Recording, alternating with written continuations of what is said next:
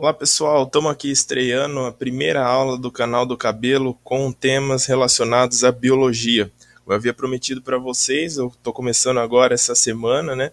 E vou estar aí postando uma série de conteúdo voltado para a galera que tem interesse na área de ciências biológicas.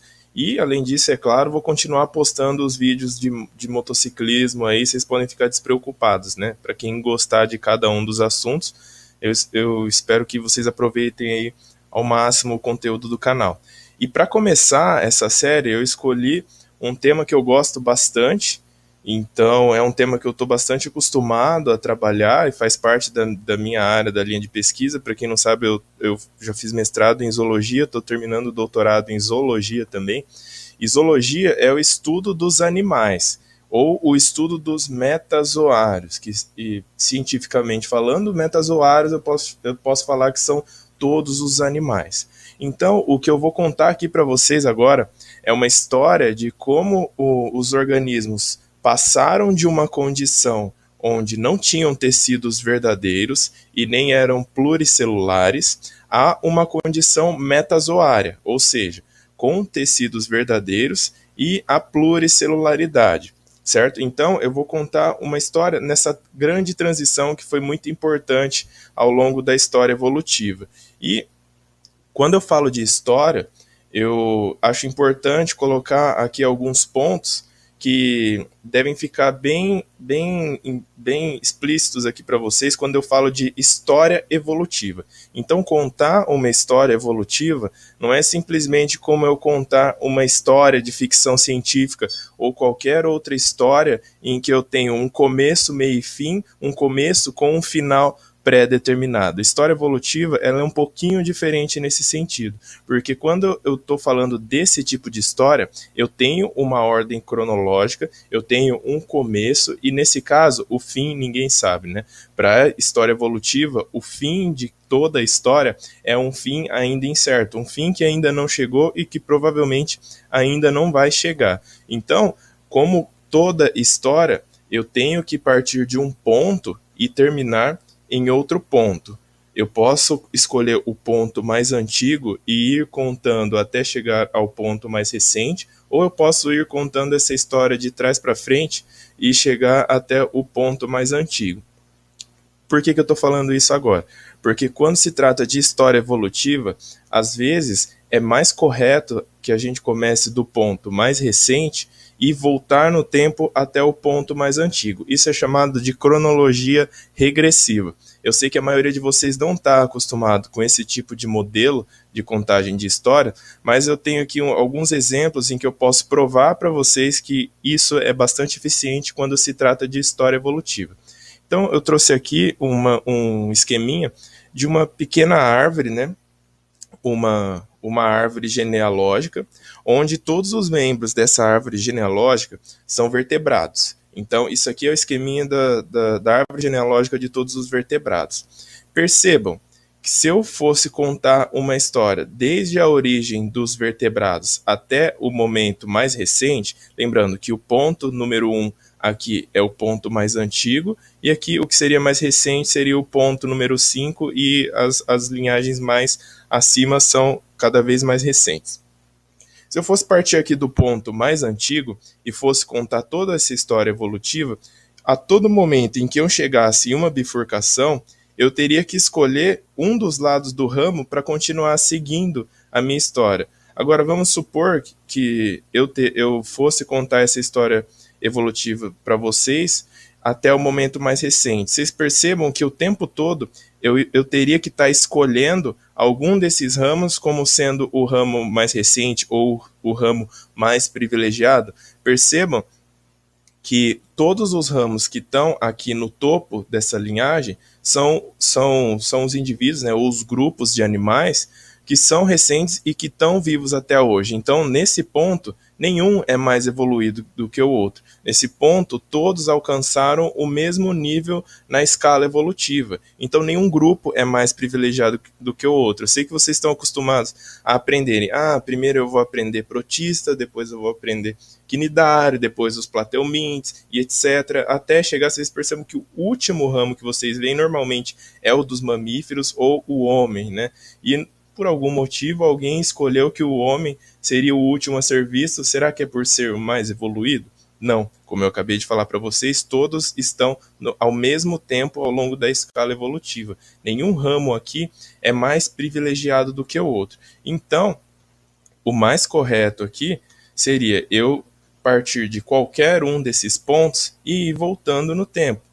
Imagine o seguinte, se um desses ramos aqui fosse você ou eu, se eu fosse contar a história de trás para frente, eu teria que pegar, montar minha árvore genealógica partindo de mim e depois meu pai, o meu avô e assim por diante, e o pai do meu avô e o avô do meu avô e etc. Ia chegar algum momento, a alguns milhares de anos atrás, em que nós encontraríamos um ancestral em comum com um grupo de primatas. E se fosse continuando essa história de forma regressiva, esses primatas em algum momento iam encontrar algum ancestral comum com aqui um ramo que seria de todos os mamíferos, ou os canídeos. E depois os mamíferos, em um tempo um pouco mais remoto, encontrariam um ramo aqui com todos os aminiotas. Então, a grande vantagem de se contar uma história numa cronologia regressiva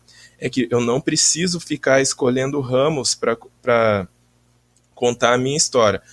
Se eu partir de qualquer um desses ramos, eu chegarei sempre em um mesmo final comum, sem ter que ficar escolhendo para que lado que eu ia. Não sei se vocês entenderam isso daí, mas a gente vai fazer isso na prática agora, procurando os ancestrais de todos os metazoários. Lógico, assim como nesse exemplo, se eu vou contar exatamente o momento de transição, então não tem porquê eu começar a nossa história de algum desses ramos aqui no topo dessa árvore genealógica. Eu vou começar bem para baixo, mas bem para baixo mesmo e bem mais para abaixo do que essa árvore que eu mostrei aqui para vocês. Vamos começar a nossa história partindo do ponto onde os animais, eles praticamente não têm muita complexidade corporal. Em termos de complexidade corporal, é bom a gente dar uma observada aqui no panorama geral de como estão organizados todos os metazoários atuais. Então, aqui no que seria o ramo, onde eu tenho a base de todos os metazoários, né, aqui nesse topo, metazoa, né, a condição para que eles sejam chamados de metazoas são animais multicelulares. Então, eu tenho que procurar os nossos ancestrais partindo da base em termos de complexidade desses animais. Então, eu vou começar a nossa jornada dos organismos pouco complexos, quase sem nenhuma organização corporal, organismos relativamente simples, né? Os bons candidatos para a nossa jornada seriam esses aqui, ó, os animais sem tecidos verdadeiros e como os representantes deles são alguns filos que estão agrupados em um grupo maior chamado Mesozoa e um único grupo dentro do grupo Parazoa chamado Filoporífera. Então são animais com muito pouca organização corporal. Então, se eles são simples, é muito razoável partir do princípio de que o nosso ancestral ele tenha uma constituição corpórea praticamente tão simples quanto a desses animais. São poucas características que os separam dos animais, dos organismos unicelulares não animais. E quando isso aconteceu? Se a gente for observar aqui numa escala temporal, a origem dos metazoários ela está praticamente coincidindo com o período em que a maior quantidade de oxigênio atmosférico aconteceu na Terra. E se a gente for observar também, ela vem logo depois da origem dos eucariotas, então dos protozoa. Então, em termos de escala temporal, os únicos grupos de organismos que antecederam os metazoários, os mais próximos, seriam os eucariotos. E, logicamente, eles têm muitas das características que compartilham com todos os metazoários, que seriam a célula eucariótica, além de muitas das organelas desses protozoa têm em comum com os metazoa. Então, a constituição celular dos dois grupos é muito parecida. Então, o nosso grupo de partida seria metazoa e a nossa história final ela chegaria em um grupo protozoa, que seria o grupo não animal ancestral de todos os animais que a gente vai ver aqui nessa aula de agora. Quanto a isso, alguns dos candidatos a serem os ancestrais, alguns candidatos ainda animais que poderiam representar as formas primitivas seriam os acelos. Acelo é um grupo de plateuminto com uma constituição corporal muito simples, né? Praticamente nenhum órgão no corpo, e acreditava-se antigamente que ele teria um epitélio sincicial. Esse animal ele foi foco de uma teoria bastante difundida antigamente, que foi a teoria batizada como teoria sincicial. Como funciona essa teoria? Essa teoria ela postula que um protozoário com vários núcleos, um protozoário ciliado, com vários núcleos aí, semelhante ao Paramecium, que vocês já devem ter visto em algum lugar por aí, ele teria adquirido um hábito de vida bentônico, ou seja, começou a ocupar as regiões do fundo próxima ao substrato. Aqui, esse protozoário, ele tem essa região, que é a região por onde normalmente ele adquire alimento por essa região. Então, é chamado de citoprócto, para quem estuda biologia celular aí. Em um determinado momento, ele perdeu esse núcleo maior essa parte por onde ele pega alimento ficou voltada para baixo. E quando essa parte ficou voltada para baixo, os núcleos que estavam mais na região periférica da célula, eles foram separados por membrana celular. Então, o resultado aqui, como a gente está vendo aqui nessa parte, seria um animal com a parte interna do corpo com um tecido sincicial, ou seja, os núcleos não são divididos por membrana, e as células mais externas, as células da epiderme, sim, elas seriam células divididas por membrana. Então, seria um animal basicamente igual aos acelos. Então, eles acreditavam que os acelos eram assim. Porém, essa teoria ela perdeu força porque recentemente foi descoberto que os acelos eles não possuem a condição interna sincicial. É realmente uma matriz celular complexa, né? E outra coisa, quando foram estudar mais detalhadamente a morfologia desses animais, descobriram que eles tinham órgãos já um pouquinho mais complexos, né? Um complexo sistema de gônadas e tudo mais. Então, justamente por isso, essa teoria acabou perdendo um pouco de força. Outra teoria bastante difundida é chamada de teoria colonial. Então prestem bastante atenção, porque provavelmente em alguma prova de vocês vai cair teoria colonial ou teoria sincicial, isso cai bastante em concurso.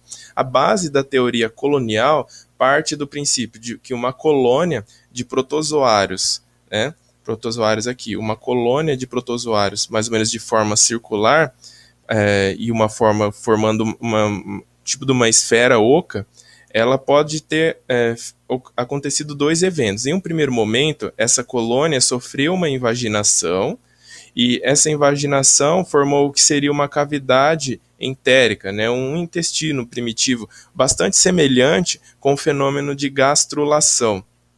Tanto que Ernest Haeckel chamou isso aqui de gastreia, porque parece uma gástrula, e aqui, nesse momento, esse primeiro animal, ele chamou de blasteia, porque parece uma blástula, que é aquilo do nosso desenvolvimento embrionário.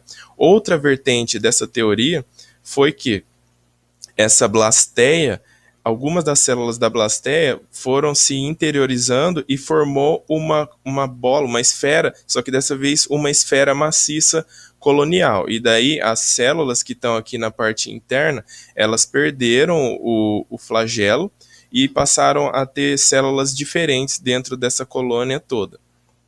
Então, o resultado dessa teoria seria algo semelhante a essa esfera aí. E Haeckel, ele postulou que seria esse tipo de protozoário aí, chamado de Volvox. Porém, gente, o Volvox, vocês estão vendo aí pela cor, ele é verde. Ou seja, a origem desses protistas, eles têm bastante relação com vegetais. Então, são protistas fotossintetizantes. E realmente, a gente não vê nenhum animal fazendo fotossíntese até hoje. Eu não sei vocês, mas eu nunca vi. Então, não poderia ser um ancestral de todos os animais, esse Volvox do Haeckel. Outra variação que é um pouquinho mais recente é uma variação da teoria colonial, onde aquela esfera oca ela se tornou achatada. Então não era uma esfera oca, era uma colônia achatada de protistas unicelulares, né? Lógico, de protistas coloniais.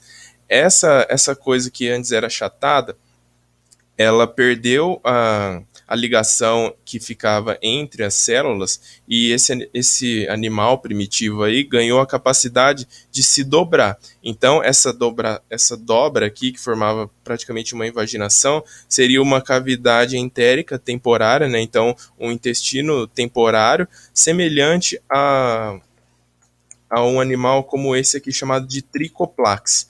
Esse Tricoplax está dentro daquele grupo que eu falei anteriormente, chamado de Mesozoa. Ele faz exatamente isso que eu acabei de falar para vocês. Ele não tem uma cavidade entérica, mas quando ele passa em cima do alimento aqui, ele invagina o corpo, então, e forma essa cavidade, o alimento é digerido e depois ele volta à condição normal aqui, sem nenhuma cavidade no corpo. Então, praticamente como esse animal aqui. Esse aqui é um esquema do Tricoplax. Esse animal ele foi descrito já há algum tempo. Então é uma forma primitiva também e um bom candidato para dar força à teoria colonial. E aí, é claro, uma das talvez mais conhecidas de vocês, as esponjas, né? Os famosos poríferos. Quem nunca assistiu Bob Esponja, né? Então sabe quem são as esponjas. O que é importante a gente ressaltar aqui quando fala de esponjas?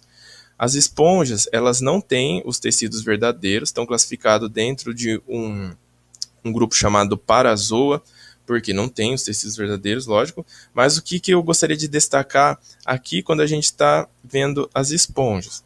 Observem que o interior, esse aqui é um esqueminha de uma esponja mais simples. No interior delas, elas têm essas células com colarinho chamadas de coanócitos. Essas células ficam mexendo o flagelo e são responsáveis por gerarem um fluxo de água para dentro da esponja, e também essas células capturam os alimentos dentro da esponja.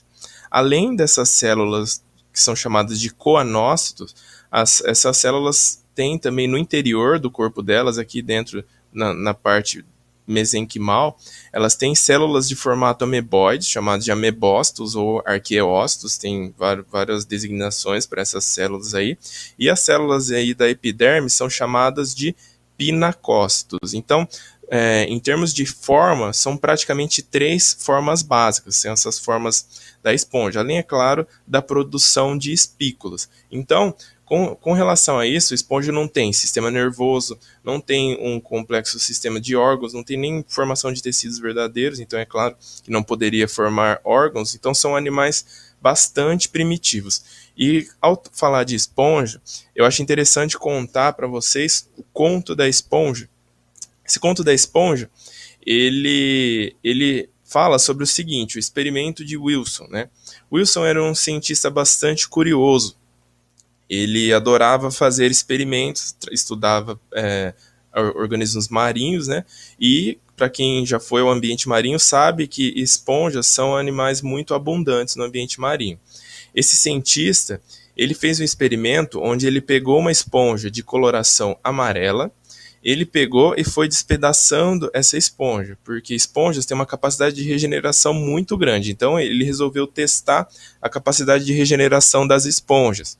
Ao despedaçar toda essa esponja, ele quebrou essa esponja em pedaços tão pequenos que cada um desses pedaços ele conseguiu separar as esponjas célula a célula. Então ele passou por um filtro bastante fino e ele conseguiu separar cada célula dessa esponja. Colocou várias células desses poríferos separados numa placa de Petri e observou no microscópio.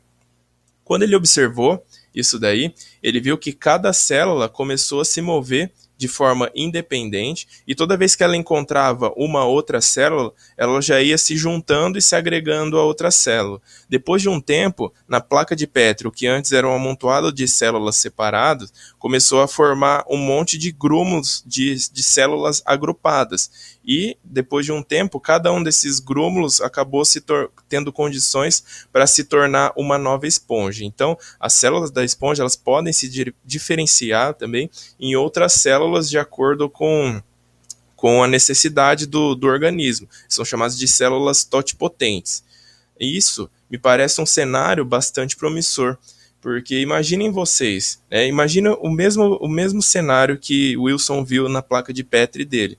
Um monte de organismos unicelulares, cada um deles se movendo de forma independente, eles se agruparam em colônia, e essa colônia, cada uma dessas colônias gerou um organismo totalmente novo, um organismo vivo. Me parece um cenário bastante promissor, como se não fosse talvez uma recapitulação de como isso teria acontecido nos primórdios. Imagina vocês vendo uma coisa dessa, será que não poderia ter sido exatamente assim? Exatamente, a gente não vai poder saber com certeza como foi, mas me parece uma teoria bastante razoável. E lembra daquelas células coanócitos das esponjas que eu mostrei anteriormente? Essas aqui mesmo circuladas? Deem uma olhada agora nesse grupo de protozoários. Esses protozoários são chamados de coanoflagelados. Lembram? Coanócitos, coanoflagelados, eles são coloniais. E depois da descoberta desses dois grupos, olha aqui esse animal chamado de proterosponja.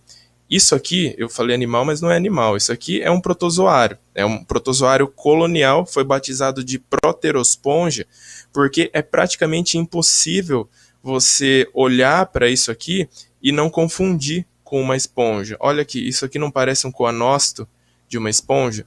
Isso aqui não parece um amebócito? Então, quando descobriram esse animal, aí sim a teoria colonial acabou ganhando mais força ainda. Pelo menos isso aqui tem o meu voto. Se isso aqui fosse uma eleição de qual seria o possível ancestral de todos os animais, eu elegeria com certeza esse grupo de protistas como sendo o ancestral de todos os metazoários. Por quê? Olha a grande semelhança com que isso acontece. Além disso, outro grupo de coanoflagelados chamado de Spheroeca também forma essa colônia de protistas aqui com essas células com colarinho bastante semelhantes aos coanócitos que eu mostrei para vocês antes. Então, depois dessas teorias que eu acabei de mostrar, fica a cargo de vocês aí decidir o que parece mais razoável. E como eu disse, em termos de biologia, nenhuma verdade ela é verdade absoluta. E a evolução está sempre acontecendo. E nós estamos sempre fazendo novas descobertas. Então, eu acabei de mostrar aí as principais ideias sobre o que seria a origem dos metazoários.